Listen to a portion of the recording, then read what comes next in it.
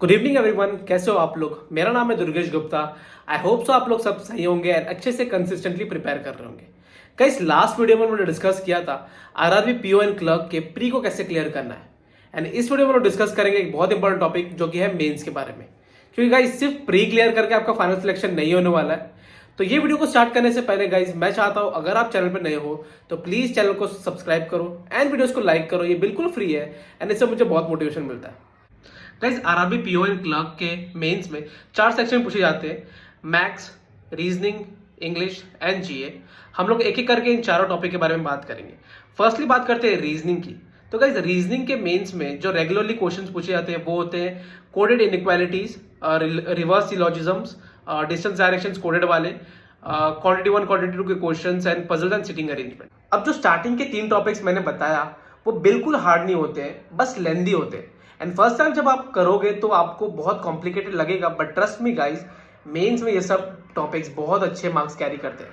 तो आपको करना क्या है, आपको डेली इन क्वेश्चंस की प्रैक्टिस करनी है। इससे आप लोग ऐसे क्वेश्चन से फेमिलियर हो जाओगे। जब कोई चीज़ बार बार हमारे ब्रेन प्रोसेस करता है तो वो चीज़ हमारे लिए बहुत नॉर्मल हो जाती है एंड वही चीज़ हमें एग्जाम में काम आएगी। मुझे आज भी याद है 22 जैन 2022 मेरा फर्स्ट आईबीपीएस पीओ का मेंस था एंड मैं रीजनिंग के पजल्स को देख के डर गया था। वो इजी थे बट वही है ना, वैसे पजल्स देखे नहीं थे एंड प्रैक्टिस भी नहीं थी। और एक और चीज़ है गाइस, Q1 एंड Q2 के क्वेश्चंस आते हैं रीजनिंग में पजल्स के रिलेटेड, वो भी काफ़ी इजी होते हैं, बस उनकी प्रैक्टिस चाहिए एंड वो भी आपको अच्छे मार्क्स दिला सकते हैं। मेरा विश्वास करो गाइस, इसको थोड़े टाइम तक फॉलो करके देखो, आपको डेफिनेटली रिजल्ट्स मिलेंगे। सेम आपको पजल एंड सिटिंग अरेंजमेंट के लिए भी करना है। आपको डेली बेसिस पे कम से कम 2 पजल्स मेंस लेवल के लगाने हैं। इससे होगा क्या, इससे आपके ब्रेन को कॉम्प्लेक्स चीजें बार बार देखने की और सॉल्व करने की आदत पड़ जाएगी और ये बहुत ज्यादा इंपैक्ट करेगा आपके रिजल्ट पे। अब बात करते हैं क्वांट की। पहले मैंने क्या क्या प्रिपेयर किया था क्वांट के लिए वो मैं आपको बता देता हूँ। गाइस, मैंने अर्थमेटिक नहीं किया था, मैंने बस कुछ टॉपिक जो बेसिक्स होते हैं बस उतना कर रखा था।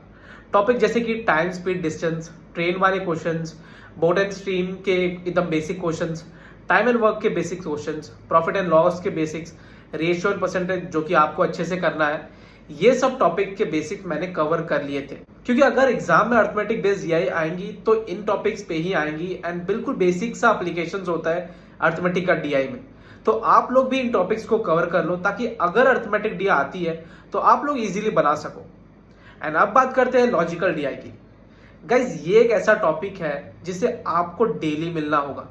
मिलना इन द सेंस डेली आप इसके 2 डीआई सॉल्व करो या वीडियोस देखो, इससे ताकि आपका ब्रेन इवॉल्व हो सके ऐसे क्वेश्चंस को करने के लिए। एंड मोस्ट इंपॉर्टेंटली वेरिएबल लेना, इक्वेशन बनाना सीख लो।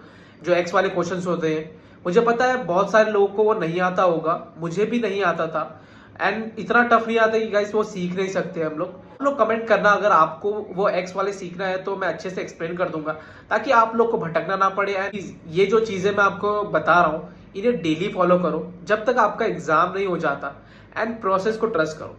बाकी जो टॉपिक्स हैं इंग्लिश एंड जीए उनको हम नेक्स्ट वीडियो में डिस्कस करेंगे। तब तक के लिए अपना ध्यान रखो एंड अच्छे से प्रिपेयर करो। बाय।